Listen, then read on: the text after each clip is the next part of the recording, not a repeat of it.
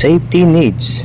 Kabilang dito ang mga pangangailangan para sa kaligtasan at katiyakan ng buhay gaya ng seguridad at hanap buhay. Ngunit sa huli, palagi babalik pa rin sa yakap mo. Ayo, palit me. Sumar, palit me. Ang malit may tambal kay gisugo mi sa among papa. Namoy alaksan diha. May na inyo ang negosyo ma'am no kay protektado tan ay CCTV na pa dyan pulis. Sarang bayan. Nasunod yun ani, diri namin mamalit kay abot kaya kayo mga presyo sa mga paliton. Sige ma'am, salamat kayo. Maayo kayo mo ma'am. Hoy ate, padalion daw mo ni papa kay ang tambal niya. Freeze!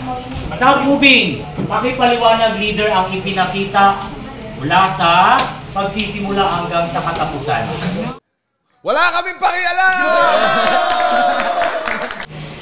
Kulang sila o kanabitang pagpalit nila food supplies kay hapit naman ang klase tapos need nila o exact naman ni para makapalit sila o school supplies tapos ilang parents kay kulang nila kung support sa ilaha mo nang namaligya sila sa market. Kaya natin magtabang silang napigkit o silang Buenaventura. Alin dyan? Dapat babalak pa ka dyan. Yan ay napapabilang sa safety ba yun? Paano ninyo nakuha na safety siya?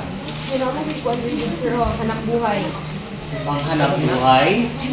Dapat kung naghahanap buhay, safety ba siya? Okay? Kung naabay mga safety, sa iyang trabahuan, wala ba ay magdanakaw dyan? Ako na yung CCTV camera, ang inyo ang pinapasukang trabaho? Yun, safety kayo. Panghanap buhay. Okay. Sino ang pulis dyan? Nakita ba ninyo, makuha ninyo as pulis sila? Wala namang sinabi na mga pulis na nasa likod.